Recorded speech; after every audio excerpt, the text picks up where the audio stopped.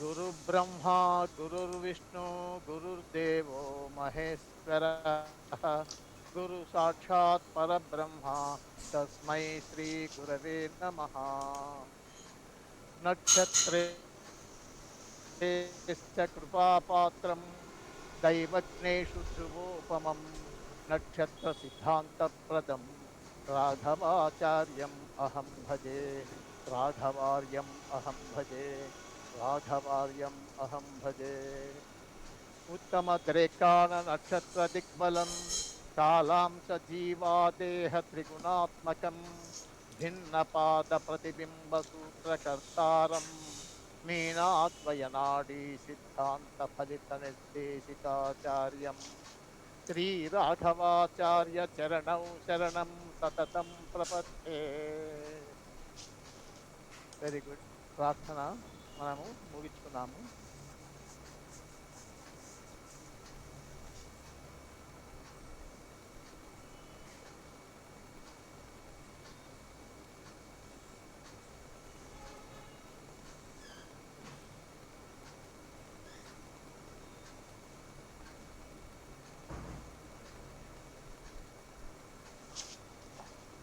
Okay sir. Okay master కనపడుతుంది కొంచెం. Right. ఇది కంచి పరమాచార్య శ్రీ చంద్రశేఖర సరస్వతి స్వామివారి ఫోటో. పైన అమ్మవారు, ఆయన స్వామివారు, వీరి చిత్రపటం. ఎందుకంటే ఈరోజు మనము వీరి జాతకాన్ని విశ్లేషణ చేయాలా అనేటువంటి ఉద్దేశంతో మీనాటునాడి ప్రకారంగా చేద్దాం. ఎలా ఉంది, ఏం కథ అని చెప్పేసి. వీరు చాలా గొప్ప పీఠాన్ని అధిరోహించారు. కంచి కామకోటి పీఠం అంటే సన్నది కాదు, చాలా గొప్ప ఉత్కృష్టమైనటువంటి పీఠాన్ని అధిరోహించారు వారు. ఏకఛత్రాధిపత్యంగా దాదాపు 87 ఏళ్ళు పరిపాలించినారు ఆ సింహాసనాన్ని. కాబట్టి అంతటి శక్తి ఎలా వచ్చింది అనేటువంటిది మనము చూద్దాం. జనరల్గా మనందరికీ తెలిసినటువంటి విషయమే ఏంటంటే, జ్యోతిష్యంలో ఈ త్రికోణాలకు చాలా ప్రామినెన్స్ ఉంది. త్రికోణాలంటే 159 ధర్మ త్రికోణాలు అంటారు, 2610 అర్ధ త్రికోణాలని, తర్వాత 3711 కామ త్రికోణాలని, 4812 మోక్ష త్రికోణములు అని 4గా విభజించుకున్నారు. అది అందరికీ తెలిసిన విషయమే. ఎందుకంటే మనము మొట్టమొదటినే ఫండమెంటల్స్లో చెప్పుకున్నాం ఇవన్నీ. అయినా ఒకసారి నెంబర్ వేసుకోవడం. ఇక్కడ ఇంత మహోత్కృష్టమైనటువంటి ఉన్నత పదవిని ఆయన అధిరోహించాడు. ఎట్లా ఏమి అంటా అంటే చిత్రము. ఒక రూల్ ఏమిటిదంటే, ధర్మ త్రికోణాలు మోక్ష త్రికోణాలతో సంబంధ బాంధవ్యం ఏర్పడితే, బాగా వినండి, ధర్మ త్రికోణాలు మోక్ష త్రికోణాలతో సంబంధ బాంధవ్యం ఏర్పడితే అటువంటి వారు వాళ్ళకు అతీంద్రియ మానసిక శక్తులు ఆధ్యాత్మిక సాధనలకు దారి తీస్తుంది. అంతటి ఉత్కృష్టమైనటువంటి పవర్ అది. వాళ్ళు ఎంతసేపు ఉన్నా ప్రజల యొక్క జీవితము, వాళ్ళ మనుగడ ఏమిటి, మానవ సేవ, వాళ్ళ బాధలు నివారించడానికి, తర్వాత ఈ సమాజంలో ఉన్నటువంటి ఈ చెడును అంతా పోటీ అందరినీ ఒక తాటి మీద నడిపించడానికి, వాళ్ళ సమస్యలన్నింటినీ పరిష్కారం చేయడానికి ఇట్లాంటి రంగాలలో లోతుగా చూస్తారు వాళ్ళు. ఈ 4812 దానిలోనే సర్పగృహాలు అని కూడా అంటారు. అది కూడా తెలుసుకోండి. 4812 అనేటివి మోక్షస్థానాలు, సర్పగృహాలు అని కూడా అంటారు. అంటే ఈ సర్పగృహము ఎందుకు అంటే, మనలో ఉన్నటువంటి కుండలిని శక్తి ఉంది కదా, కుండలిని శక్తిని ఉద్దీపనం చేయడానికి ఉపయోగపడుతుంది అని చెప్పేసి ఎక్కడో చదివాను. అది మీకు ఒకానొక పుస్తకంలో ఉంది ఆ మాట.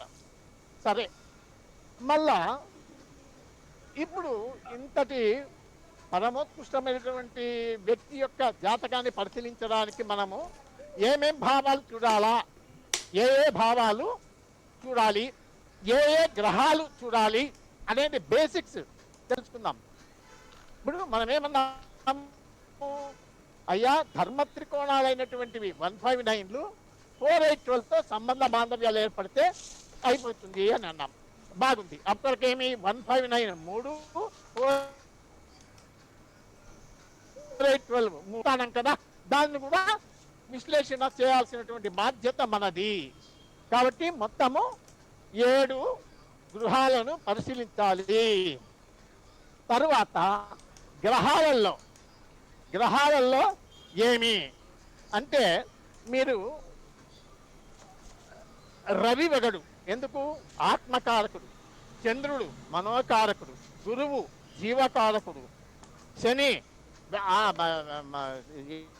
ఏమంటారు దాన్ని, వేదాంత దానికి డిసిప్లిన్ దానికి. కేతువు మోక్షకారకుడు.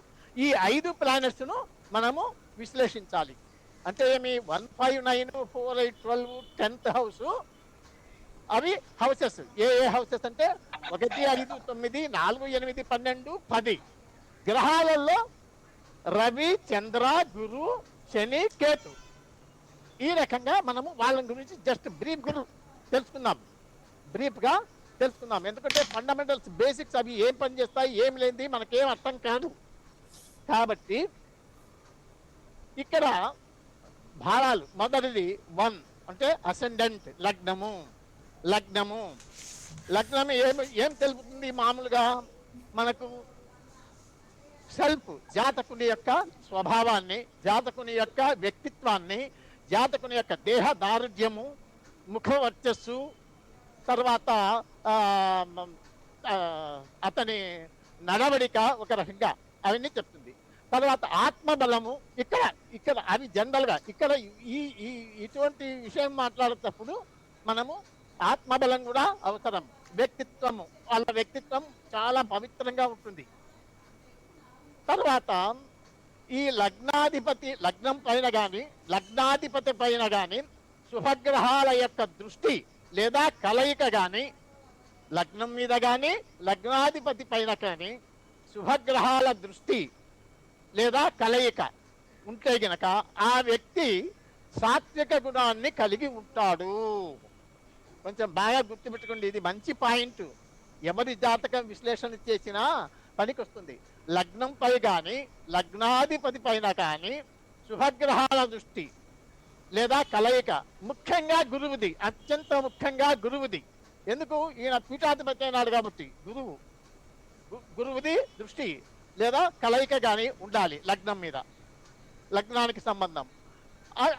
అట్లా ఉంటే కనుక ఆ వ్యక్తి సాత్విక గుణాన్ని కలిగి ఉంటాడు. సమాజాన్ని ఆకర్షించేటువంటి దైవిక సంబంధమైనటువంటి తేజస్సు, ముఖవర్చస్సు, ఆయన ముఖవర్చస్సు కూడా చాలా బ్రైట్గా ఉండేది. అది లగ్న భావాన్ని గురించి బ్రీఫ్గా మనము తెలుసుకోవాల్సింది. తర్వాత 1 అయినాక 5 పంచమ భావం మీ అందరికీ తెలిసినదే. పూర్వజన్మ సుకృతము. 5th పంచమ భావము పూర్వజన్మ సుకృతాన్ని తెలుస్తుంది. తర్వాత మంత్రస్థానం, భక్తి స్థానం, వేదాంత శాస్త్ర పరిజ్ఞానము అవన్నీ చెప్తాయి. ఉపాసనా బలాన్ని కూడా ఇస్తుంది.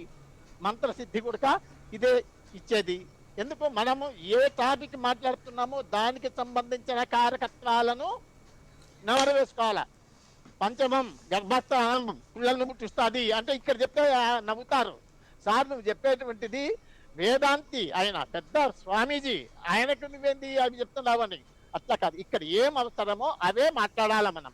కాబట్టి ఈ పంచమ భావం అనేది పూర్వజన్మ సుకృతాన్ని తెలుపుతుంది. ఈ పంచమ స్థానం కనుక బాగుంది అంటే ఏమంటారు దాన్ని, దైవ చింతన ఎక్కువగా ఉంటుంది. వేద శాస్త్రముల యందు పరిశోధన పరిజ్ఞానము లభిస్తుంది. ఉపాసనా బలం కూడా ఉంటుంది వీరికి. మంత్రసిద్ధి త్వరగా సిద్ధిస్తుంది. ఈ పంచమము ఈ జాతకములో ఇక్కడ మీరు చూడండి, ఇక్కడ ఈ జాతకములో పంచమము సింహలగ్నం. మీ దగ్గర చార్ట్ ఉంది కదండి? ఉంది సార్. పంచమం ధనుసు రాశి అవుతుంది. లగ్నము సింహలగ్నం, పంచమం ఏమిటంటే ధనస్సు. ఆ ధనస్సు ఖాళీగా ఉంది. అవును సార్, ధనస్సు ఖాళీగా ఉంది. అంటే ఏమి? శుద్ధి అంటే అర్చుడు శుద్ధిగా ఉంది. అంటే అక్కడ ఏమీ గ్రహం లేదు, శుద్ధిగా ఉంది కాబట్టి ఆయనకు మంత్రసిద్ధి త్వరగా లభిస్తుంది. తర్వాత నవమ భావము, నవమ భావాన్ని గురించి చెప్పండి. నవమ భావాన్ని ఏమంటాం మనము? ధర్మస్థానము, మరి ధర్మస్థానము, తర్వాత భాగ్యస్థానము, తర్వాత గురువులను తెలుపుతుంది, తర్వాత పితృస్థానము, తండ్రి గారిని తెలుపుతుంది. ఇవన్నీ అన్నమాట. ఈ ఈ నవమ స్థానము భాగ్యము మరియు ధర్మస్థానము, ఈ రెండు మనకు ఇక్కడ అవసరం. ఎందుకు? వీళ్ళ విషయంలో మాట్లాడేటప్పుడు ఈ ఆధ్యాత్మిక తత్వవేత్తలు వీళ్ళందరూ ఆధ్యాత్మిక ఉన్నటువంటి జాతకాలు కాబట్టి వీళ్ళకు ఎక్కువ దైవ చింతన ఎక్కువగా ఉంటుంది. పెద్దలంటే గౌరవము, గురువుల పట్ల భక్తి విశ్వాసాలు, ధార్మిక ప్రవచనాల ద్వారా సమాజాన్ని మంచి మార్గంలో నడిపిద్దామనేటువంటి తపన వీళ్ళలో ఎక్కువగా ఉంటుంది. తర్వాత ఈ పీఠానికి వారసుడు కావాలా అంటే నవమ భావము మంచిదే, నవమ భావము పనికి వస్తుంది. కానీ ఒక్క నవమ భావముతోనే ఉపయోగం లేదు, దశమ భావం కూడా కావాలి. కర్మస్థానం, నవమ భావంకు తోడు కర్మస్థానం కూడా పరిశీలించాలి. దశమ స్థానం, ఈ దశమ స్థానాన్నే మనం కర్మస్థానము అంటాం. అంటే మనలాంటి వాళ్లకు, అంటే వీఆర్ ఆల్ జనరల్ పీపుల్, సామాన్య వ్యక్తులం మనం. When compare to them we are nothing before them. సామాన్యమైనటువంటి వ్యక్తులకు మనకే ఆ దశమ స్థానం ఏమిస్తుంది? ఉద్యోగము, వ్యాపారము, ఇట్లాంటివి మనము చూస్తాం. టెన్త్ దశమము మనం ఏం చెప్తాము? ఉద్యోగానికి, వ్యాపారానికి చూస్తాం. అట్లనే పీఠాధిపతులకు అయితే కనుక వాళ్లకు ఏమిస్తుంది? Spiritual kingdom. స్పిరిచువల్ కింగ్డమ్ అంటే ధార్మిక సామ్రాజ్యాన్ని ఇస్తుంది. ఈ 10th హౌస్ అనేది అంత పవర్ఫుల్.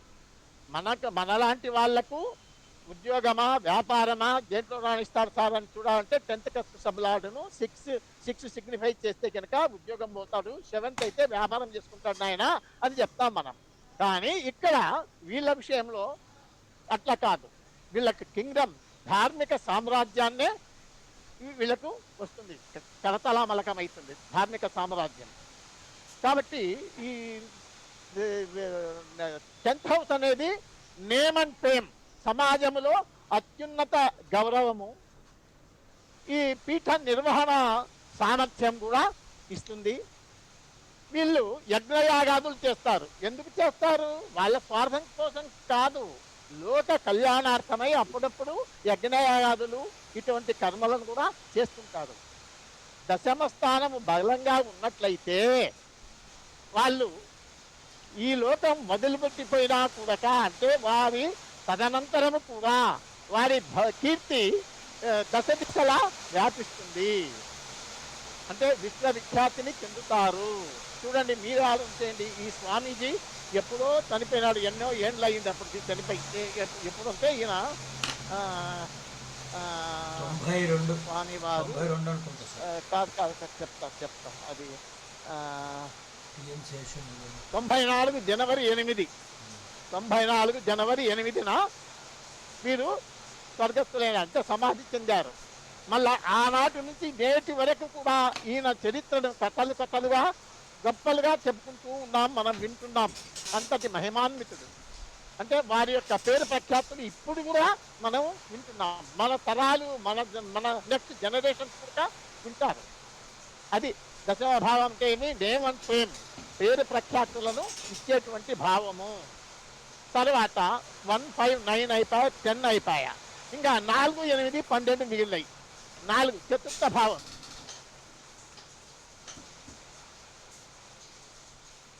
చతుర్థ భావం చెప్తా, ఈ ఫోటో ఏమో అడ్జస్ట్ కాలే. చతుర్థ భావం అంటే ఏమి? మామూలుగా మన భాషలో ఇల్లు, వాహనాలు, తర్వాత ఈ గృహ సౌఖ్యాలు అట్లాంటివి మనం చెప్తాం. కానీ వాళ్ళ విషయంలో ఏం మాట్లాడాలి, ఏం కాలకత్వాలు చెప్పుకోవాలి మనము? చతుర్థం హృదయం. చతుర్థం 4th హౌస్ ఇండికేట్స్ హార్ట్, హృదయము. శుద్ధి, ఆ హృదయ శుద్ధి, చిత్తశుద్ధి, అంతఃకరణ శుద్ధి అంటారు. అట్లనే అంతఃకరణ శుద్ధి పవిత్రమైనటువంటి మనస్సును కూడా సూచిస్తుంది ఇది. తర్వాత ఈ చతుర్థం బాగా ఉండిందంటే ఏం బలంగా ఉంది అంటే కనుక ఆశ్రమాలను లేదా మఠాలను నిర్మించి దానిలకు పీఠాధిపతులుగా అవుతారు వాళ్ళు. తర్వాత ఈ చతుర్థంలో ఒక ఉంది, ఏమిటి? ఆ చతుర్థానికి గినక పాపగ్రహాల యొక్క ఇన్ఫ్లుయెన్స్ అంటే చూసినా ఉన్నా బలహీనమైన వాళ్లకు లౌకిక సుఖాల మీద ఇష్టం ఉండదు. అవన్నీ త్యజించి ఈ పరలోక సౌఖ్యాన్ని కోసం వాళ్ళు పాతులాడతారు. ఇదే ఈ మహానుభావుని యొక్క చాట్లో 4వ భావంలో ఎవరున్నారు? చంద్రుడు ఉన్నాడు. చంద్రుడు నీచపడ్డాడు చంద్రుడు. చూడండి, చంద్రుడు మనఃకారకుడు, నీచపడ్డాడు. అయినా అక్కడ శని యొక్క చూపు ఉంది. శని అవును సార్, 3వ వీక్షణ ఉన్నది. తృతీయ వీక్షణతో చూస్తున్నాడు. కాబట్టి ఈయనకు అంటే ఇహ సౌఖ్యాల మీద వ్యామోహం తక్కువ, పరసౌఖ్యాల మీద వ్యామోహం ఎక్కువ. ఎందుకు? ఇక్కడ శని కేతువులు ఇద్దరు కలిసి ఉన్నారు. శని శని వచ్చేసి స్పిరిచువల్ ప్లానెట్, కేతువు మోక్షాన్ని ఇస్తాడు. అటువంటి ప్లానెట్ ఇద్దరు కలిసినారు. ఆడ శని తృతీయ దృష్టితో చతుర్థంలో ఉన్న చంద్రుడిని చూస్తున్నాడు, మనఃకారకుడైనటువంటి చంద్రుడిని. ఆయన మనసు ఎంతసేపు ఉన్నా కూడా ఈ లోకంలో ఈ సుఖాల మీద కంటే కూడా పరలోక సంబంధిత విషయాల మీదనే వాళ్ళకు దృష్టి ఎక్కువగా ఉంది. అది మనము తెలుసుకోవాలి. తర్వాత నెక్స్ట్ 4 అయిపోయి 8 అష్టమ భావం. చూడండి, అష్టమ భావంలో ఇది అత్యంత ఏమంటారు మిస్టిక్ సైన్, రహస్యమైనటువంటి స్థానం, లోతైనటువంటి ఆధ్యాత్మిక స్థానం ఇది 8th house. 8th house mystic sign అంటారు, రహస్యమైనటువంటి సైన్ రాసేది, లోతైనటువంటి ఆధ్యాత్మిక స్థానం కూడా. అంటే దీంట్లో గూఢ విద్యలు, మంత్ర తంత్ర జ్యోతిష ఇతర వేదాంత శాస్త్రాలలో లోతైనటువంటి పరిశోధనలను జరిపేటువంటి ఇది కూడా ఉంటుంది ఆ స్వభావం. ఇక్కడ వీళ్లకు ఈ 8th హౌస్ అనేటువంటిది కుండలిని శక్తి ఉద్దీపనం చేయడానికి, యోగ సాధన, ధ్యానము, మెడిటేషన్, ధ్యానము ఇట్లాంటి దానిలకు పనికి వస్తుంది 8th హౌస్. తర్వాత ఈ లౌకిక జీవితం అంటే ఈ జీవితం, ఈ ప్రపంచంలో ఉన్నటువంటి సుఖాలన్నీ వదిలిపెట్టేసి సన్యాసిగా మారిపోయి ఏదో వాళ్ళు స్వామి రామకృష్ణ ఏదో వాళ్ళ ధ్యాసలో వాళ్ళు ఉంటారు. ఇదంతా అష్టమ భావ ఫలితాలు. తరువాత ద్వాదశ భావం అంటే 12th హౌస్, మోక్షస్థానము, లిబరేషన్ అంటే జీవన్ముక్తి, లిబరేషన్, మోక్షస్థానము. ద్వాదశ కాలపురుష కుండలిలో లాస్ట్ హౌస్ మీనం, న్యాచురల్ జోడియాక్ లో లాస్ట్ హౌస్ మీనరాశి. అది కాలపురుష కుండలిలో ద్వాదశ భావము మీనరాశి అయింది, దాన్ని మోక్షస్థానము అంటారు. మామూలుగా న్యాచురల్ జోడియాక్లు కూడా 12th హౌస్ ను మోక్షస్థానమే తీసుకోవాలా. ఈ మోక్షస్థానము జనన మరణ చక్రం నుండి విముక్తిని అంటే మోక్షాన్ని ప్రసాదిస్తుంది, మోక్షాన్ని ప్రసాదిస్తుంది ఈ 12th హౌస్. ఇది ఈ వ్యక్తికి ఈ 12th హౌస్ బాగా ఉన్నటువంటి వాళ్లకు ఇక్కడ ఏమాత్రము ఈ ఆసక్తి ఉండదు ఈ లౌకికమైనటువంటి దానిలలో. వాళ్ళు ఎంతసేపు ఉన్నా పరమాత్మలో ఐక్యమైపోవాలా అనేటువంటిదే వాళ్ళ సిద్ధాంతం. అది ఈ 159 ధర్మ త్రికోణాలను, తర్వాత 10th హౌస్ను, కర్మస్థానాన్ని, 4, 8, 12 మోక్ష స్థానాలను విశ్లేషణ చేసినాము. తర్వాత గ్రహాలు ఏమేం కావాలో గ్రహాలు. ఈ 12th హౌస్ అనేది సర్వసంగ పరిత్యాగం అంటే త్యాగ గుణాన్ని చూపిస్తుంది. రినౌన్సియేషన్ అంటాడు ఆంగ్లంలో. అంటే వదిలిపెట్టిపోవడం, ఈ లౌకిక సుఖాలను, భార్య బిడ్డలు ఏమొద్దో తండ్రి స్వామి నాకేం అవసరం ఎక్కువ అని చెప్పేసి అందరినీ త్యాగం చేయడం, ఆఖరికి లౌకిక సుఖాలను, సంపదను, అహాన్ని అంటే నేను అనేది కూడా కంప్లీట్ గా కోల్పోతారు వాళ్ళు. ఈ బంధువులను అందరినీ వదిలిపెట్టి పోతారు, మానవ సంబంధాలను వదిలిపెడతాడు పూర్తిగా. అది ఆ రకంగా ఉంటుంది. ఇది ఈ 12th హౌస్ అనేటువంటిది కూడా లోన్లీనెస్, ఏకాంతంలో ఉంటారు వీళ్ళు, ఏకాంత సాధన వాళ్ళు. అంటే సమాధి స్థితి పొందడాలంటే వాళ్ళు ఏకాంతంలో ఉండాలి, నిర్జన ప్రదేశాన్ని సూచిస్తుంది. వీళ్ళు జనరల్గా పెద్ద పెద్ద మహానుభావులు, యోగులు, వీళ్ళందరూ ఎవరూ లేనటువంటి జనసంచారము లేనటువంటి కీకారణ్యాలలోనూ లేకపోతే హిమాలయాల వంటి పర్వత శ్రేణులలోనూ వాళ్ళు తపస్సు చేసుకుంటూ ఆ సమాధి స్థితిలో ఉంటారు. అది మనం అందరము తెలిసిన విషయమే. మీరు ఆధ్యాత్మికంగా గ్రంథాలు చదివితే అవన్నీ అర్థమవుతాయి. అటువంటి మహానుభావులు ఎందరో ఉన్నారు. తర్వాత ఈ 12th హౌస్ లో గనక కేతువు ఉన్నాడు అంటే ఎవరి జాతకంలోనైనా సరే 12th హౌస్ లో కేతు ఉన్నాడు అంటే ఖచ్చితంగా అతనికి మోక్షం వస్తుంది, ఇదే చివరి జన్మ అని నేను 4-5 పుస్తకాలలో చదివాను. 1 కాదు 2 కాదు 4-5 పుస్తకాల్లో ఈ మాట ఉంది. అంటే కేతువు 12th హౌస్ లో ఉన్నాడు ఎవరికైనా అంటే అతనికి ఇదే లాస్ట్ జన్మంగా, మళ్ళా రీబర్త్ అనేది ఉండదు అని చెప్తారు. అది పెద్దలు చెప్పినది. మనకు ఏం సార్ నువ్వు చూసినావంటే నాకేం తెలుస్తుంది. కేతువు 2వ స్థానంలో ఉన్నాడు సార్. కేతువు 2లో ఉన్నాడు లగ్నం నుంచి. అవునవును నిజమే ఉండొచ్చు, కానీ అది ఒక పాయింట్ ఉంటుందా. కేతువు 12th లో ఉంటే లిబరేషన్, మోక్షం వస్తుంది. అది ఈయన జాతకంలో ఉందని కాదు. తర్వాత అదే గురువు కనుక 12th లో ఉంటే ఏమిస్తాడు, సాత్వికంగా గుణం కలిగి ఉంటాడు. సాత్విక గుణము గురువు, సాత్వికత్వం. వాడు ఎంతసేపు ఉన్నా కూడా ధార్మిక కార్యకలాపాలకు డబ్బు ఖర్చిస్తాడు. అంటే చిల్లర మల్లరగా తిక్క పనులకు డబ్బు ఖర్చు పెట్టాడు.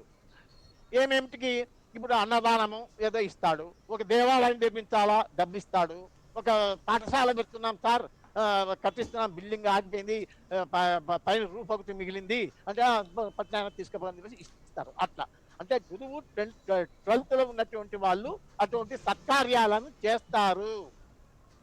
తర్వాత శని 12లో ఉంటే ఏమిస్తాడు, కఠినమైనటువంటి వైరాగ్యాన్ని ఇస్తాడు, ఇంద్రియ నిగ్రహాన్ని, నిరాడంబరమైనటువంటి జీవితాన్ని ఇస్తాడు అనేది మనము తెలుసుకోవాలి. తర్వాత ఇప్పుడు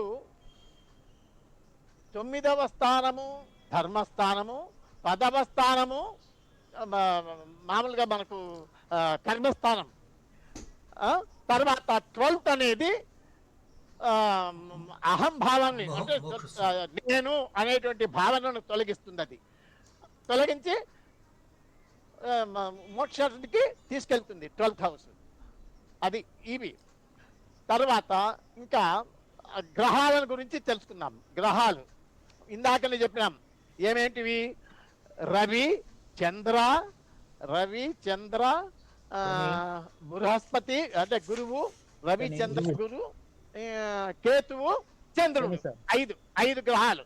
సరే, బృహస్పతి అంటే గురువు ఏమి, సకల వేదాలకు శాస్త్రాలకు బ్రహ్మజ్ఞానానికి కారకుడు గురువు.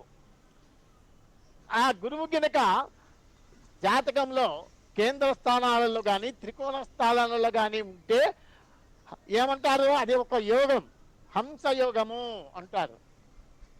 గురువు ఎవరి జాతకములోనైనా సరే 1, 4, 7, 10 కేంద్రాలు, త్రికోణ స్థానాలు 5, 9లో బలంగా ఉంటే హంసయోగం పడుతుంది. అంటే ఏమి, ఒక మంచి ఉత్కృష్టమైనటువంటి లెవెల్లో ఉంటాడు.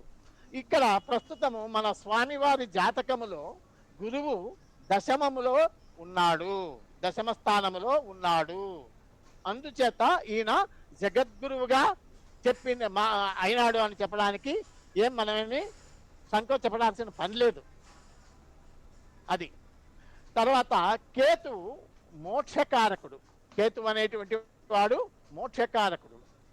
ఇతను ఈ లౌకిక బంధాలన్నింటినీ దాని మీద వ్యామోహం లేకుండా చేసి మనల్ని ఆధ్యాత్మికత తీసుకెళ్ళి ముక్తిని ప్రసాదిస్తాడు. అటువంటి గ్రహం కేతువు. ఆ కేతువు గిన 8 కానీ 12లో కానీ ఉంటే వాళ్ళకు కూడా అతీంద్రియ శక్తులు ధ్యాన సిద్ధి ఉంటుంది. వాళ్ళకు కూడా 8, 12లో కేతు ఉంటే వాళ్ళకు కూడా అతీంద్రియ శక్తులు ధ్యాన సిద్ధి ఉంటాయి. అది కూడా గుర్తుపెట్టుకోండి. అంటే ఇప్పుడు ఈయన దాంట్లోనే ఉండాలనేం లేదు. ఇట్లాంటి మహనీయుల యొక్క జాతకాలు విశ్లేషణ చేసినప్పుడు ఇవన్నీ పనికొస్తాయి. అందుకు బేసిక్స్ అన్ని ఇవన్నీ చెప్తున్నా. మీరు ఉత్తరోత్తర ఇట్లా పీఠాధిపతుల యొక్క కానీ లేదా మహానుభావుల యొక్క జాతకాలు విశ్లేషణ చేసినప్పుడు ఉపయోగపడతాయి. తర్వాత ఇంకా నెక్స్ట్ రవిని విశ్లేషణ చేద్దాం. రవి ఎవరు? ఆత్మకారకుడు. మళ్ళా నేమ్ అండ్ ఫేమ్ అంటే పేరు ప్రతిష్టలు రావడానికి రవి కారకుడు. తర్వాత లీడర్షిప్ క్వాలిటీస్, నాయకత్వం వహించడానికి అతనే కారకుడు రవి అనేటువంటి వాడు చాలా ఇంపార్టెంట్ ప్లానెట్. చూడండి, రవి ఆత్మకారకుడు, పేరు ప్రఖ్యాతులు రావాలంటే కూడా దానికి కారకుడే, లీడర్షిప్ క్వాలిటీస్ ఉండాలంటే దానికి అతనే. ఈ సూర్యుడు ఆత్మకారకుడు అని చెప్తున్నాం. అతనే వెలుగుకు అంటే వెలుగు ప్రకాశం తేజస్సుకు అధిపతి. తేజస్సుకు ఈ పీఠాధిపత్యం వహించాలంటే వీళ్ళలో ఆత్మవిశ్వాసం మెండుగా ఉండాలి, నాయకత్వ లక్షణాలు ఉండాలి. కాబట్టి రవి బాగా ఉండాలి. రవి కూడా బాగా ఉండాలి. రవి బలంగా ఉంటేనే కదా అటువంటి వ్యక్తి అంత పెద్ద సంస్థను నడపడానికి, దాన్ని ఒక పద్ధతిలో నిర్వహించడానికి, అంటే పరిపాలనా దక్షత అంటే అడ్మినిస్ట్రేటివ్ కెపాసిటీ అంటాం. ఆంగ్లంలో అడ్మినిస్ట్రేటివ్ కెపాసిటీ అంటాం.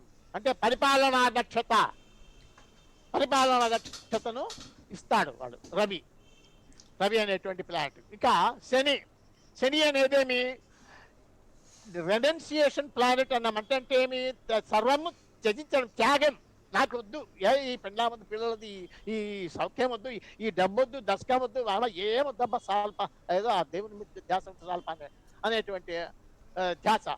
అంత తపస్సు. వాళ్ళు ఏకాంతంలో ఉండి ఎప్పుడు ఏదో దైవ ధ్యానం మీద వాళ్ళ దృష్టి ఉంటుంది. అట్లా శనిని సన్యాసకారకుడు అని కూడా అంటారు ఇటువంటి జాతకాలలో. కేపీలో ఎన్పి అండ్ కేపీ అని ఒక పుస్తకం ఉంది. నోటబుల్ పర్సన్స్ ఇన్ కేపీ అని ఒక పుస్తకం రాశారు. దాంట్లో ఈ పెద్ద స్వామిది, చిన్న స్వామిది, ఇంకొక స్వామిది, 3 స్వాములవి ముందున్నాయి. ఇంకా కొన్ని ఈ పీఠాధిపతులు అంటే ఈ ఆధ్యాత్మికంగా ఉన్నప్పుడు వాళ్ళ యొక్క చరిత్ర కూడా ఉన్నాయి దాంట్లో, ఆ పుస్తకంలో. అట్లా ఈ శని అనేటువంటి వాడు త్యాగాన్ని, నిగ్రహాన్ని, తపస్సును ప్రసాదిస్తాడు. వీడు సన్యాసకారకుడు. ఎందుకు? భోగాలపై విరక్తిని కలిగించి కఠినమైన నియమాలు పాటిస్తాడు. బ్రహ్మచర్య వ్రతం, ఇంద్రియ నిగ్రహము, అరణ్యాల్లో పోయి ఏకాంతంగా యాదో తపస్సు చేసుకుంటూ ఉందాంపా అని చెప్పేసి అనేటువంటి స్వభావమును ఈ శని ఇస్తాడు. ఇంకా తర్వాత లాస్ట్ మనకు మిగిలినది చంద్రుడు, మూన్ అనేటువంటి వాడు మనఃకారకుడు. మనందరికీ తెలిసిన విషయమే. ఈ మనస్సు కారకుడు. మనస్సు బాగా ఉండాలి. ఆధ్యాత్మిక సాధన చేయాలంటే మనోనిగ్రహము చాలా అవసరం. మనకు మనోనిగ్రహం లేకపోతే నిలవదు, ఆధ్యాత్మికంగా ముందుకు పోలేము మనం. అలాగే చంద్రుడు బలంగా ఉంటే ప్రశాంతత మనకు లభిస్తుంది.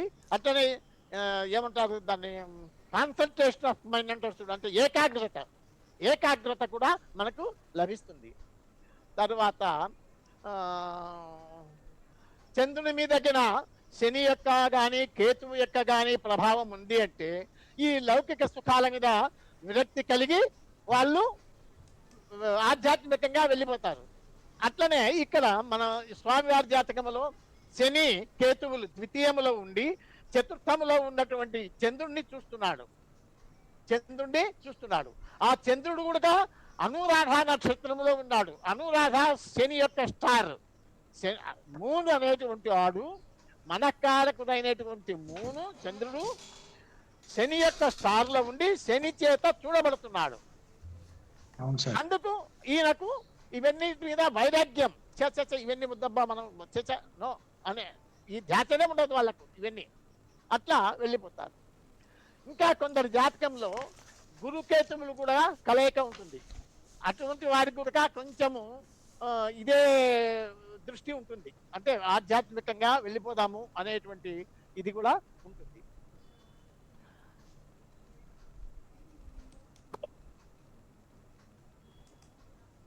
తర్వాత వీళ్ళలో ఈ సన్యాసి యోగము, ప్రవ్రాజ్య యోగము అంటారు. అంటే ప్రవ్రాజ్య యోగము అంటే ఏమని చెప్పాలా, ఇల్లు వదిలిపెట్టి సర్వసంగ పరిత్యాగం, అంటే అందరినీ వదిలిపెట్టిపోవడం. ఇంకా బంధువులు లేదు, మిత్రులు లేదు, తల్లి లేదు, తండ్రి లేదు, అందరినీ వదిలిపెట్టేసి వెళ్ళిపోవడం.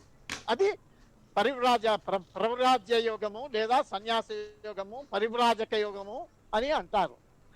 సంస్కృతంలో ప్రవ్రాజ్య అంటే ఇల్లు వదిలి వెళ్ళడము, సర్వసంగ పరిత్యాగము అనే మీనింగ్స్ చెప్తాడు.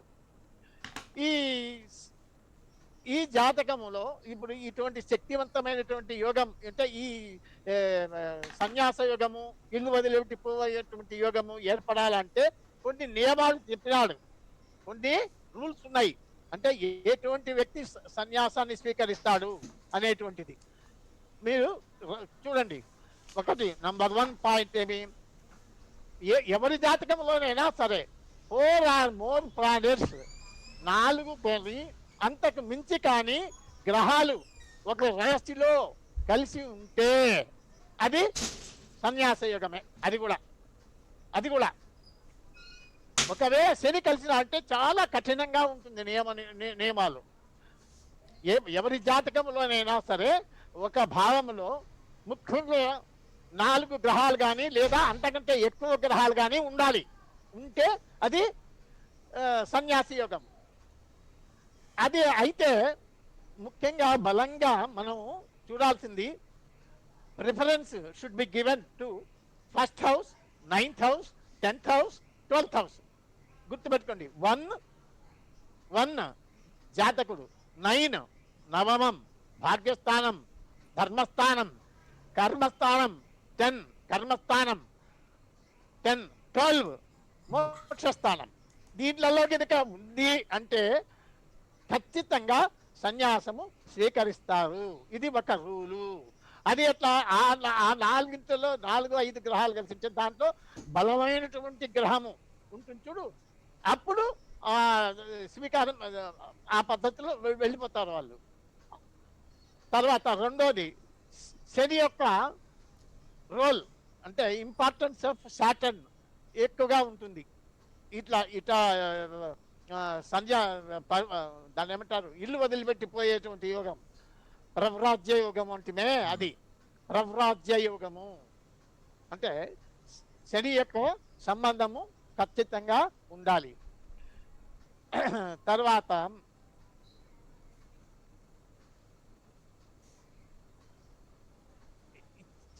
ఇంకొక యోగం, ప్రవ్రాజ్య యోగం ఏర్పడాలా జాతకంలో అంటే చంద్రుడు శని కలయిక కానీ, చంద్రుడు శనులకు ఎలాంటి సంబంధం ఉన్నా మనం ఏమంటాం, పునర్పు అంటాం మనం, అటువంటిది కూడా పనికొస్తుంది. ఇప్పుడు ఈ స్వామి జాతకంలో మనం చెప్పుకున్నటువంటి మొదటి సూత్రము పనిచేయలే, రెండో సూత్రము పనిచేయలే.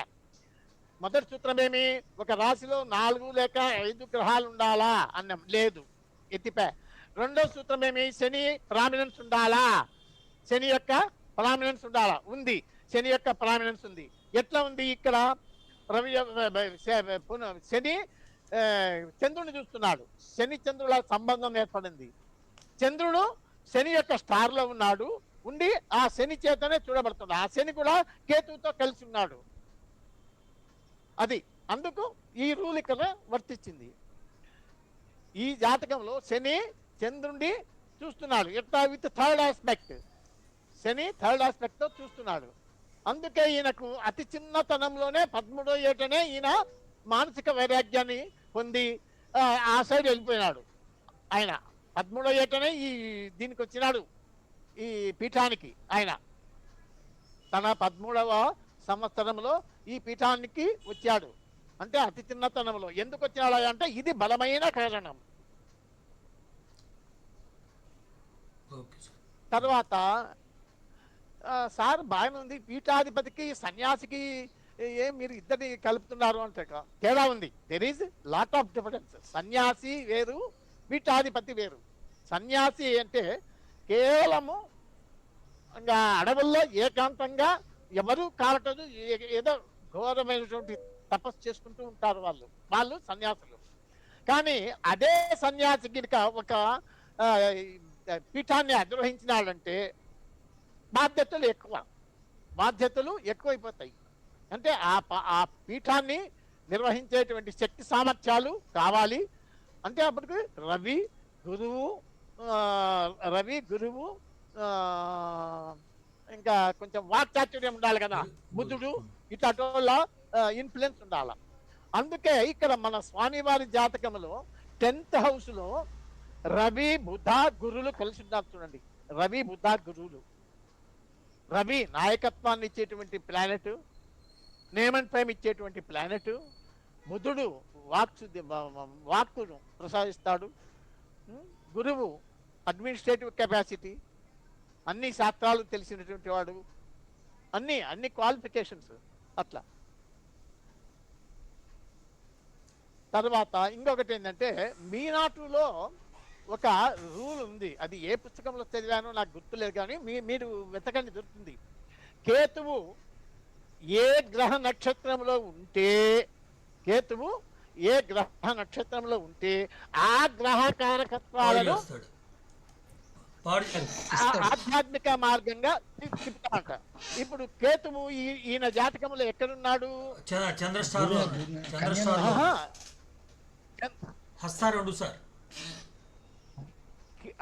హస్తారండు అంటే చంద్రుని యొక్క స్టార్ లో ఉన్నాడు.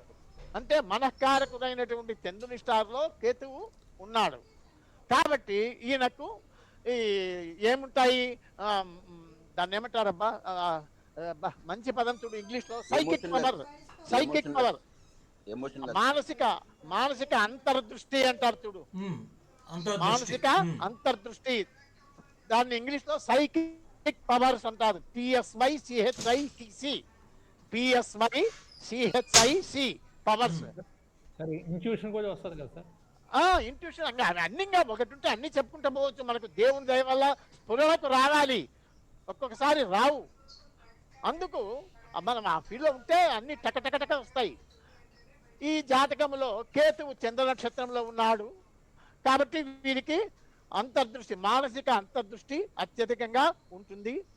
ఈ లగ్నాధిపతి స్వాతి నక్షత్ర, సాత్వికమ నక్షత్రములలో సంబంధం ఉంది. లగ్నాధిపతి ఎవరు? రవి ఎవరు స్టార్ లో ఉన్నాడు? వాని ఓన్ స్టార్ లో ఉన్నాడు. ఇక్కడ సాత్వికము అనేటువంటిది రాలే, కానీ రవి దశమములో బుధ గురుల చేత హెమ్డ్ ఇన్ బిట్వీన్ 2 ప్లానెట్స్, బుధ గురువుల మధ్యలో ఉన్నాడు. బుధ గురువులు సాత్విక గ్రహములు. రవి లగ్నాధిపతి బుధ గురువుల మధ్య సాత్విక ప్లానెట్స్ అయినటువంటి రవి బుధుల మధ్యలో ఉన్నాడు. అటువంటి ముగ్గురుని, దశమాన్ని, నవమాధిపతి అయినటువంటి, అంటే చతుర్థ నవమాధిపతి అయినటువంటి, అంటే విద్యాకారకుడు, అంటే చిన్న విద్య, పెద్ద విద్య, లోయర్ ఎడ్యుకేషన్, హయ్యర్ ఎడ్యుకేషన్, ఉన్నత విద్య అన్ని చెప్తాం కదా మనం. 4 అయితే బేసిక్ ఎడ్యుకేషన్ అని, 9th అయితే హయ్యర్ ఎడ్యుకేషన్ అని. సింహలగ్నానికి 4th 9th లార్డ్ కుజుడు. వాడు ఎక్కడున్నాడు? సప్తమములో ఉండి దశమాన్ని చూస్తున్నాడు. కాబట్టి ఈయనకు అన్ని విద్యలు వచ్చు, కరతలామలకం ఈయనకు. అంటే ఆధ్యాత్మిక విద్యలు ఆ సైడ్, వేదాలు కానీ గ్రంథాలు కానీ ఆ పరంగా, మన లౌకికంగా నేను చెప్పేది, మనకు పనికొచ్చే కంప్యూటర్ నాలెడ్జి లేకపోతే ఇంజనీరింగ్ నాలెడ్జి అవి కాదు. కానీ ఇక్కడ ఈయనకు పెళ్లిలా తేడాకులు లేకుండా అంత చిన్న వయసులో వెళ్ళిపోవడానికి కారణం ఏమయ్యా అని కొంచెం కామన్ సెన్స్ తో ఆలోచిస్తే, ఇక్కడ సప్తమములో మనం ఏమంటాము? లగ్న సప్తమం కళత్రం. ఆ కళత్ర భావములో కుజుడున్నాడు. సప్తమంలో కుజుడుంటే జనరల్ గా ఏదో మంచిది కాదు అని ఒక నానుడి. తర్వాత ద్వితీయములో కేతువు శనులు ఉన్నారు. అది కూడా మంచిది కాదు, కుటుంబం వృద్ధి చెందడానికి అది కూడా అంత ఉపయోగపడదు. ఇట్లా కొన్ని కారణాలు మనము చెప్పుకోవచ్చు, కానీ అది ఒరిజినల్ ఆ కారణం కాదది. ఇక్కడ ఈయనది సింహలగ్నం. సింహలగ్నం అయినప్పుడు లగ్నాధిపతి రవి ఎక్కడున్నాడు? వృషభంలో. కృతికా నక్షత్రములో, స్వనక్షత్రములో యోగకారకుడు అనేటువంటి గురువుతో కలిసి ఉన్నాడు. అంటే లగ్నం బలం వచ్చింది అలా. అందుకే ఇంకొకటి ఏమిటంటే ఇక్కడ మీరు గమనించాల్సింది, ఈయన లగ్నము సింహం. సింహం ఏమయ్యా, ఏమి రాసది? ఈ whether it is movable, fixed, dual sign. చరరాశ, స్థిరరాశ, దుస్వభావ రాశ. సింహము స్థిర రాశి అంటే ఫిక్స్డ్ సైన్. చూడండి, ఒక గుర్తు ఇట్లాంటివి అందరి జాతకాల్లో దొరుకుతాయంటే కొన్ని పులుగ్గా కరెక్ట్ అవుతాయి. గురువు లగ్నము ఫిక్స్డ్ సైన్ లో ఉంది అంటే అతని యొక్క సంకల్ప బలము, అతను ఏమి సంకల్ప బలము చేసినా అది కరెక్ట్ ఉంటుంది, ఫిక్స్డ్ గా ఉంటుంది, చంచలం ఉండదు, మారదు. అట్లా ఫిక్స్డ్ సైన్ లో ఉంది కాబట్టి ఆయనకు కలిగేటువంటి ఇవి కూడా శాశ్వతంగా ఫిక్స్డ్ గానే ఉంటాయి. తర్వాత ఈ చంద్రుడు వృశ్చిక రాశిలో నీచలో పడ్డాడు.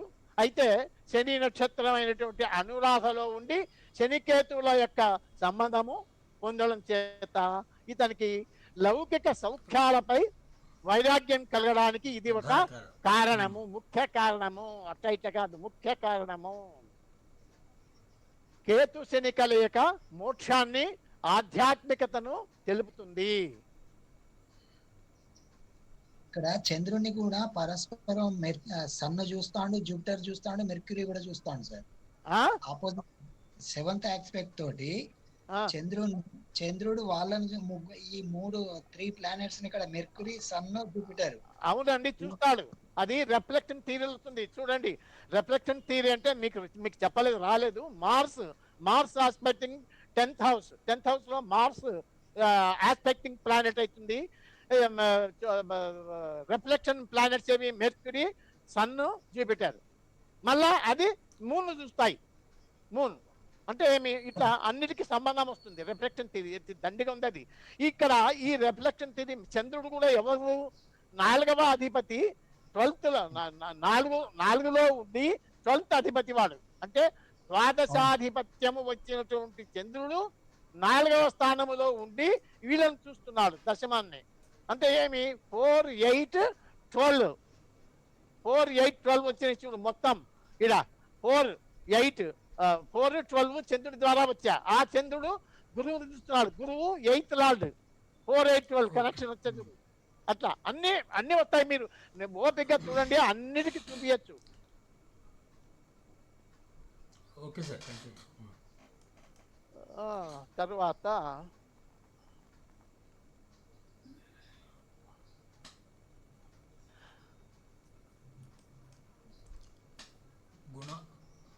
మామూలుగా ఏం చెప్తారంటే జనరల్ గా వీళ్ళు వివాహకారకుడైనటువంటి శుక్రుడు సప్తమంలో కుజుడు ఉండడం ఒకటి, వివాహకారకుడైనటువంటి శుక్రుడు వాడు అష్టమంలో పడడం వల్ల కొంత సంసారం మీద వైరాగ్యం కలిగింది అట్లా ఇట్లా అని చెప్పేసి చెప్తారు. అది ఒక కారణమే, కానీ అది అంత పెద్ద బలమైన కారణం కాదు. తర్వాత మున్ముందు మనం చర్చించుకుందాం, చెప్తాను. తర్వాత ఈ లగ్నాధిపతి గురించి మనం మాట్లాడుకుందాం, సరిపోయింది, చెప్పినాము. తర్వాత ఇంకొక పాయింట్ అసలుది, ఈ గుణాల్లోకి వెళ్దాం. ద్వితీయంలో మోక్షకారకుడైనటువంటి కేతువు, కర్మకారకుడైనటువంటి శనిగ్రహముల కలయిక. చూడండి, ద్వితీయంలో మోక్షకారకుడైనటువంటి కేతువు, కర్మకారకుడైనటువంటి శని ఇద్దరు ఉండడము. 10వ ఇంట్లో రవి, బుధ, గురువుల కలయిక. ఆ గురువు యోగకారకుడు ఈ లగ్నానికి. రవి లగ్నాధిపతి, వాడు సాత్విక ప్లానెట్స్ మధ్యలో ఇరుక్కపోయినాడు. తర్వాత అష్టమములో ఉచ్చ శుక్రుడు, అష్టమములో శుక్రునికి ఉచ్చ. ఇవన్నీ ఈ ప్లానెట్స్ అన్ని కలిసి ఆయనను కొంతకాలము దీని మీద అంటే కొంతకాలం ఏమి పూర్తి కాలము పాదయాత్రలే చేసినాడు. అంటే నడయాడే దైవంగా చెప్పుకోవచ్చు. పాదయాత్రలు నిర్వహించినాడు ఆయన. తర్వాత ఈ జీవా శరీర అనేటువంటివి అవి కూడా చూడండి. జీవా శరీర అనే సారీ వీళ్ళకు బిగినర్స్కు అర్థం కాదు, వినండి మీరు. ఇప్పుడు బిగినర్స్ వినండి, ఇది సీనియర్స్కు పనికొస్తుంది. ఎందుకంటే మన గ్రూపులో ఎంఏ పిహెచ్డి చేసినటువంటి వాళ్ళు కూడా ఉన్నారు. వాళ్ళు ఈజీగా అర్థం చేసుకోగలరు. వాళ్ళ కోసం చెప్తున్నాను, మీరు వినండి. అర్థం కానీ కాకపోతే బుక్ వినండి. జీవా శరీర ప్లానెట్స్ విశ్లేషణ ఎట్లా, అన్ని ప్లానెట్స్ మీరు గమనించండి. అన్ని ప్లానెట్స్ కూడా సన్కు జీవా శరీర ఎవరు ఇచ్చినారు మీ దగ్గర చార్ట్ చూడండి. సన్కు జీవా, సన్ను వీనస్. సన్కు జీవా శరీర సన్ వీనస్. తర్వాత కేతు, చంద్రుడికి కేతు మూన్. తర్వాత మార్స్కు వీనస్ సన్. బుధునికి సన్ను వీనస్. జీవా శరీర చూసుకోండి చార్ట్ లో. జూపిటర్ కు మూను కేతు, వీనస్ కు సన్ను వీనస్, సాటర్న్ కు మార్స్ వీనస్, రాహుకు కేతు మూను, కేతువుకు మూను కేతు. అంటే ఈ ప్లానెట్స్, ఈ జీవా శరీర వచ్చినటువంటి ప్లానెట్స్ ఏమున్నాయి? రవి, చంద్ర, శుక్ర, కేతు. రవి, చంద్ర, శుక్ర, కేతు. రవి, చంద్ర, శుక్ర, కేతు. అంతే. ఇవన్నీ చూడండి అయ్యా, ఇవన్నీ గమనించండి మీరు. ఈ జీవా శరీర ప్లానెట్స్ కి ఇంపార్టెన్స్ ఉంది మీనాటులో. అండి ఈయన కావడానికి ఏం చెప్పుకున్నాం మనము? 4, 8, 12, 159 కనెక్షన్ రావాలా వీళ్ళకి. చూసుకోండి, ఒక్కొక్కరిని విశ్లేషణ చేసుకోపో, నీ బుద్ధి బిడ్డ చూసుకోపో. ఇప్పుడు మూడుని తీసుకో. మూడు 4th రాడ్, 4th లో ఉన్నాడు. 12th రాడ్ అంటే ద్వాదశాధిపత్యం వహించినటువంటి చంద్రుడు 4లో ఉండి 12వ స్థానాధిపతి అయినటువంటి గురువుని చూస్తున్నాడు. 4, 8, 12 వచ్చా. అదే గురువుకు 5th పంచమాధిపత్యం కూడా వచ్చింది. అదే చంద్రుడు రవిని చూస్తున్నాడు. రవి 1 లగ్నాధిపతి 1, 5, 4, 8, 12. బుధుడు 2, 11 అధిపతి. సరే, వారి మనకొక్కరికి రాలే. ఇంకా తర్వాత సన్ను చూడండి. సన్ను లగ్నాధిపతి అయ్యి వీళ్ళలో కలిసిన్నారు కదా అన్ని. అంటే కావలసినటువంటి హౌసెస్ అన్ని వస్తాయి చూడండి. మీరు నిదానంగా ఆలోచన చేయండి. 159, 4, 8, 12 హౌసెస్, 10 ఇవన్నీ కలుస్తున్నాయి జీవా శరీరాలకు, ఆల్ ప్లానెట్స్ కు. ఇక్కడ మనకు ఒక ఈ జాతకములో దిగ్బల అన్ని ప్లానెట్స్ కు వచ్చింది. దిగ్బల వీళ్ళకు తెలియదు, దిగ్బల అన్నిటికీ వచ్చింది. కానీ సాత్విక గుణము ఏ ప్లానెట్ కు రాలేదు. సాత్విక గుణము రాలేదు ఇక్కడ. కానీ మళ్ళా ఇంతటి మహానుభావుడు సాత్వికుడు అంత పెద్ద పీఠాన్ని అద్రోహించినాడు. దానికి ఒక రూల్ ఉంది దీంట్లో. ఏమిటిది రూలు అంటే ఏదంటే కలాంచా గుణాస్ అనేటువంటి పుస్తకంలో లాస్ట్ పేజీ సార్, ఇంగ్లీష్ లో 200 ఎన్నో పేజ్ సార్? నేను మర్చిపోయినా. ఇంగ్లీష్ లో 232 ఏదో లాస్ట్ పేజీ, లాస్ట్ బోల్డ్ లెటర్స్ భావం యొక్క లేదా కారక గ్రహం యొక్క కాలాంశాధిపతి ఆశించిన గుణాలు పొందకపోతే ఆయా భావాలు కారక గ్రహాల యొక్క జీవాశరీర పొంది యోగకారకాలతో ఉన్నట్టయితే ఆ రూల్ ప్రకారంగా ఇక్కడ ఈ జాతకంలో చూడండి, whenever required bhava or karaka planets kalamcha lord అంటే మనకు కావలసినటువంటి భావాధిపతి ఏదైనా భావము లేదా కారక గ్రహానికి సంబంధించినటువంటి కాలాంశాధిపతి రిక్వైర్డ్ కూడా పొందనప్పుడు, అంటే కావాల్సినటువంటి రిక్వైర్డ్ మనకు కావాల్సినటువంటి గుణాలు రానప్పుడు యోగ కారక గ్రహంతో కనుక సంబంధం ఏర్పడితే అప్పుడు ఎవరికి ఏర్పడాలా? జీవా శరీరాలకు ఏర్పడాలా యోగ కారక గ్రహంతో. ఇక్కడ జీవా శరీరాలకు ఏర్పడింది. చూడండి మీరు 10th హౌస్లో గురువు ఉన్నాడు కదా, ఆ గురువు అన్నిటికీ వస్తాడు కదా, 1, 5, 9 అన్నిటికీ సంబంధం వస్తుంది కదా అక్కడ గురువు.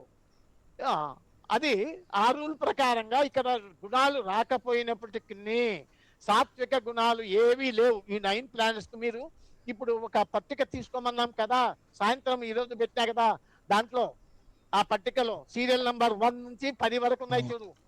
లగ్నాలాడు, sun, moon, Jupiter, 5th lord, Ketu, Saturn, తర్వాత కర్మస్థానాధిపతి Venus, 4th 9th lord Mars, 8th lord Jupiter, 12th lord moon. అవన్నిటికీ కలాంచ ఇక్కడ చూడండి, ఇక్కడ కలాంచ అన్ని మార్స్ వరుసగా రాసిన మా దుబ్బక్షాలతో వాళ్ళకి గుణాలు ఎదురుకున్నాయి చూడు. అవన్నీ టిఎస్టి, ఆర్టిటి, టిఆర్టి, ఆర్టిటి, ఆర్ఆర్ఎస్ ఇవన్నీ వచ్చేసినాయి. అంటే ఎక్కడ సాత్వికం అనేది లేదు. కానీ ఇంతటి ఉన్నత పదవికి వచ్చినాడు. ఎట్లొచ్చినా అంటే ఆ పుస్తకంలో కలాంచ అనేటువంటి పుస్తకంలో, కలాంచ గుణాస్ అనేటువంటి పుస్తకంలో last page last para, English లో లాస్ట్ పేజీ లాస్ట్ పారా, అది గుర్తుపెట్టుకోండి, బోర్డు లో ఉంటుంది. అది కూడా రూల్ ఏమి, వెన్ ఎవర్ రిక్వైర్డ్ భావ ఆర్ కారక ప్లానెట్స్ కలాంచ లార్డ్ నాట్ అటైనింగ్ డిజైర్డ్ గుణ దెన్ దే జీవా శరీర ప్లానెట్స్ గెట్స్ స్ట్రెంగ్త్. ఎట్లా వచ్చింది స్ట్రెంగ్త్? 9 ప్లానెట్స్ కు దిగ్బలం ఉంది కాబట్టి దిగ్బలము వచ్చింది, అక్కడ స్ట్రెంగ్త్ వచ్చింది. త్రూ ది యోగకారక లింక్ కూడా ఉంది. ది రెస్పెక్టివ్ కారకాస్ మే ఫ్లరిష్, అక్కడ అవి ఫ్లరిష్ అవుతాయి అంటాడు. ఇక్కడ మనము ఈ భావము ఒక్కొక్క దాన్ని తీసుకుంటే మీకు అవన్నీ తెలుస్తాయి. మళ్ళీ నెక్స్ట్ క్లాస్లో డీటెయిల్గా మనము చెప్తున్నాము. ఎందుకంటే వీళ్ళ లెర్నర్స్ ఉన్నారు కదా, వీళ్ళకు అర్థం కాదు మనము చెబుతున్న ముందు శంకునట్లు అవుతుంది. తర్వాత సార్ పేజ్ నెంబర్ 223 సార్ మీరు చెప్పింది. చెప్పండి సార్, ఏం కాదు చెప్పండి. పేజ్ నెంబర్ 23 అదే మరి కాలాంశ గుణాలు పేజ్ నెంబర్ 223 మీరు చెప్పింది సార్ అది. అది గుర్తుపెట్టుకోండి. తర్వాత ఇంకొక విషయము చెప్తాను, తొందరగానే ముగిస్తాను, అయిపోయింది, ఏం పెద్ద లేదు. ఈ కంచి పరమాచార్య స్వామి వారు 1907 ఫిబ్రవరి 13వ తేదీన, మీరు నోట్ చేసుకోండి, 1907 ఫిబ్రవరి 13వ తేదీ అప్పుడు కంచి కామకోటి పీఠానికి 68వ పీఠాధిపతిగా సన్యాస స్వీకార పీఠారోహణ జరిగింది. ఆ రోజు 1907 ఫిబ్రవరి 13వ తేదీన ఏమి జరుగుతా ఉందయ్యా అంటే బుధ దశ కుజభుక్తి శుక్రాంతర జరుగుతా ఉంది. బుధ దశ కుజభుక్తి, బుధ దశ కుజభుక్తి శుక్రాంతర, బుధ దశ శుక్రభుక్త,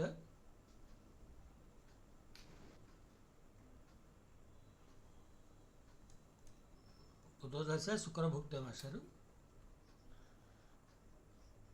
బుధ దశ కుజభుక్తి శుక్రాంతర, అది నోట్ చేసుకోండి.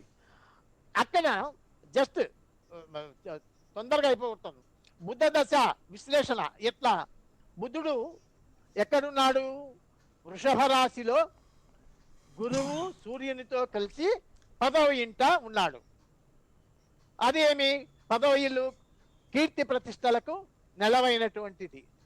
అతడు రవి స్వనక్షత్రంలో కృత్తికల 3లో ఉన్నాడు. ఉండి వర్గోత్తమ ద్రేకాణ బలాన్ని మళ్ళా దిగ్బలాన్ని కలిగి ఉన్నాడు కదా. ఆ బుధుడికి జీవగ్రహం ఎవరు? రవి. శరీర గ్రహం కూడా శుక్రుడు. లగ్నాధిపతి అయినటువంటి రవి నక్షత్రంలో బుధుడు ఉన్నాడు.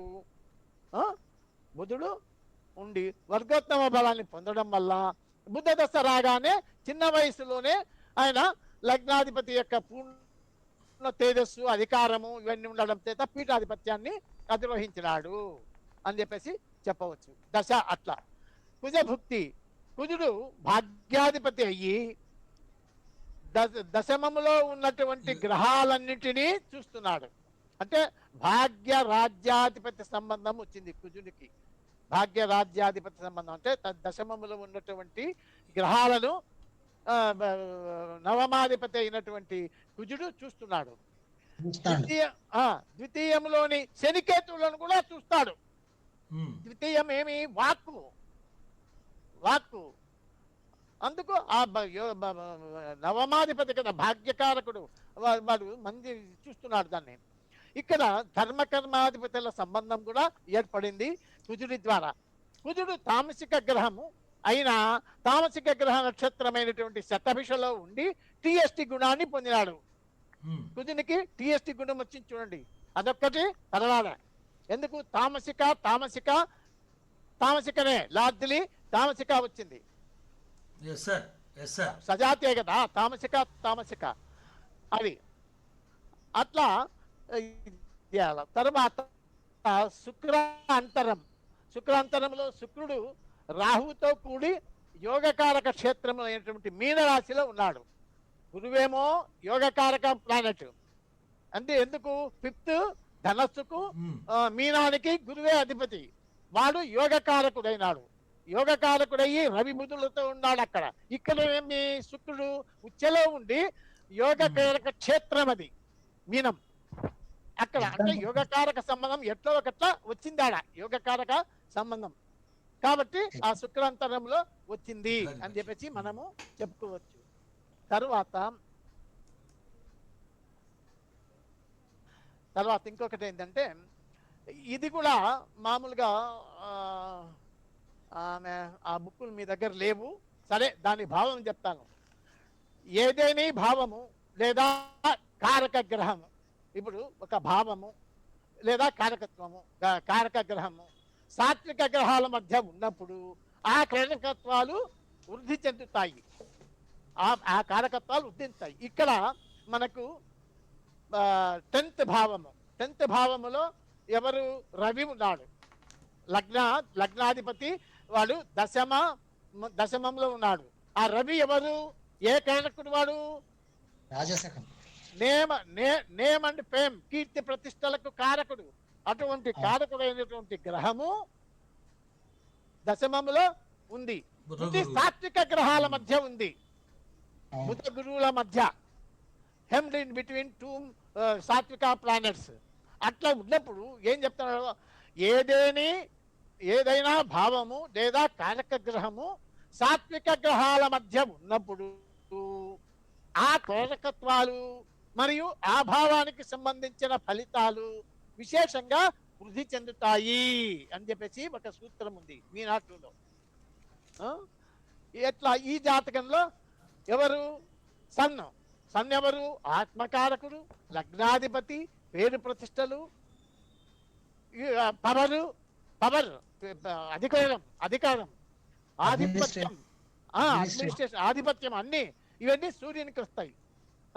అటువంటి సూర్యుడు తన రంగంలో ప్రముఖుడుగా ఎదిగినాడు. ఎట్లా ఎదిగినాడు? లగ్నాధిపతి అయినటువంటి సూర్యుడు తన స్వంత గుణాన్ని కలిగి ఉండి 10వ భావంలో ఉండి సాత్విక గ్రహాల మధ్య ఉండడం వల్ల అట్లా ఉన్నత స్థితికి చేరుకున్నాడు అని చెప్పేసి మనము చెప్పవచ్చు. అలాగే ఈ స్వామీజీ ఈయన పరమపదించినటువంటి దినము అది ఒక వెరిఫై చేద్దాం జస్ట్ సూక్ష్మంగా. 1994 జనవరి 8వ తేదీన ఆయన మధ్యాహ్నము పరమపదించారు. 1994 జనవరి 8వ తేదీన. నేను రాసుకున్నాను, చెప్తాను కరెక్ట్గా. దొరికిందిలే, దొరికింది. ఎప్పుడు ఆ డేటు? 1994 జనవరి 8 డేట్. ఆయన పరమపదించిన డెత్ ఆఫ్ ఇది అన్నమాట డేట్. ఆ దశ గురు దశ రవిభుక్తి బుధాంతరమ్మ. గురు దశ రవిభుక్తి బుధాంతరమ్మ. గురు దశ 19/11/82 నుంచి 19/11/98 వరకు ఉంటుంది. రవిభుక్తి 10/1/6/93 నుంచి 21/3/94 వరకు ఉంటుంది. బుధాంతరము 3/12/93 నుంచి 14/1/94 వరకు ఉంటుంది. ఇది దశాభుక్తి అంతర. వీటిని విశ్లేషణ చేద్దాం. గురుదశ ఎట్లా? గురుదశ విశ్లేషణ చేస్తే గురువు ఎవరు? ఇప్పుడు మారకం జరగాలా, ఒక వ్యక్తికి మరణం సంభవించాలంటే ఏమేమి చూడాలా? యైతం చూడాలా, మారక బాధకాలు చూడాలా, మారకము బారకము 8 మరణం మారకము 2 7 అవును బాధకుడు సింహలగ్నానికి బాధకుడు 9 బాగా గుర్తుపెట్టుకోండి హౌసెస్ 8 మృత్యువు 2 7 మారకముడు 9 బాధకుడు అయిందా ఇంకా మోక్షం కావాలంటే 4 8 12 అవి కూడా కలుపుకో ఇంకా పకడ్బందీ ఉంటుంది నీకు ఇప్పుడు గురుదశను విశ్లేషణ చేయవయ్యా చెయ్యి గురుదశ చార్ట్ ఎక్కడ చార్ట్ చూడు చూడు గురువు ఎక్కడున్నాడు 4th and 8th లాడి చేత చూడబడుతున్నాడు చంద్రుడి చేత కుజుడు బాధకుడు చూస్తున్నాడు తరువాత మారక స్థానం మారకం కూడా ఉంది మారకుడు ఎవరు సార్ సార్ 12వ అధిపతి చూస్తున్నాడు చంద్రుడు 2 7 రెండు వచ్చేసి ఎవరు బుధుడు అక్కడనే ఉన్నాడు కదా అవునే దశమంలో ఉన్నాడు కదా బుధుడు ఆ బుధుడు చంద్రుడు చూస్తున్నాడు కదా అంటే మారకము వచ్చింది బాధకుడు మార్స్ చూస్తున్నాడు సింహలగ్నానికి బాధకుడు మార్స్ 9వ ఇంటి వాడు అంటే మారక బాధకాలకు తర్వాత 8వ ఇంటికి 4 8 12లకు కనెక్షన్ వస్తే కూడా చాలు వచ్చింది అట్లా గురువుకు దశానాథునికి అట్లనే రవికి కూడా రవి కూడా అంతే కదా సేమ్ బాధకుడు చూస్తున్నాడు 4 8 12 వాడు శని చూస్తున్నాడు చంద్రుడు చూస్తున్నాడు అన్ని అంత సేమ్ అట్లనే మళ్ళా బుధ అంటావు బుధుడు సేమ్ అదే కాబట్టి అందుచేత దశాభుక్తులు కూడా టాలీ అయినాయి ఈ రకంగా మనము చూడాలి కానీ ఇప్పుడు ఇది సరిగా అర్థం కాదు మీకు పాఠాలన్నీ అయిపోయిన తర్వాత మళ్ళా దీనికంటే బ్రహ్మాండంగా మళ్ళా చర్చించుకుందాము ఇది ఏదో దొరికింది నేను దీన్ని మీకు చెప్పిన ఎందుకంటే గుణాల టాపిక్ కాబట్టి గుణాలు ఇక్కడ సాత్విక గుణాలు లేనప్పటికీ ఈ జాతకునికి 9 గ్రహాలలో సాత్విక గుణము ఒక్కటి కూడా రాలేదు అయినా ఇంత ఉత్తముడైనాడు అంటే ఏంటి ఒకే ఒక పాయింట్ ఇందులో ఉండేది ఒకే ఒక పాయింట్ ఏమిటిది అది లగ్నాధిపతిగిన సాత్విక గుణముల మధ్య చిక్కుకుంటే హెమ్డ్ ఇన్ బిట్వీన్ 2 సాత్విక ప్లానెట్స్ అంటే ఇక్కడ సింహలగ్నము దశమంలో రవి ఉన్నాడు లగ్నాధిపతి ఉండి అక్కడ ఆ పక్క ఈ పక్క వృషభంలో మిథునంలో ఉన్నా కూడా అది హెమ్డ్ ఇన్ బిట్వీన్ 2 సాత్విక ప్లానెట్స్ ఉంటారు ఇక్కడ వృషభము మిథునంలో ఉన్నా కూడా ఓకే ఇక్కడ ఒకే రాశిలో పైన కింద మధ్యలో ఆయన ఇరుకున్నాడు రవి భగవానుడు అట్లా ఈ పాయింట్ పట్టుకొచ్చింది ఈ పాయింట్ ఆయన సాత్వికుడు అని చెప్పడానికి పట్టుకొచ్చింది ఎందుకు సాత్విక ప్లానెట్స్ మధ్యలో ఇరుక్కున్నాడు కాబట్టి ఇప్పుడు మనము ఎంతటి పండితుడన్నా కానీ వాడు ఎంతటి నిష్ఠాగరిష్ఠుడైనా కానీ ఇప్పుడు తాగబోతున్న ఆయన దగ్గర పోయి కూర్చున్నాడు జూదర్ల దగ్గర పోయి కూర్చున్నట్టే అబ్బా సారేమో ఆడ ఉండే ఆయన కూడా పుచ్చిపోయింటాడులే తాగింటాడులే అంటారు కదా అంటే ఆ సహవాస దోషం కూడా వస్తుంది అట్లా ఓకే సార్ ఇంకా క్లోజ్ చేసుకోండి పర్వాలేదు కొంచెం స్పీడ్గానే అయింది ఎందుకంటే నేను 9:30కు ముగించాలనే తాపత్రయంతో టక చెప్పుకుంటూ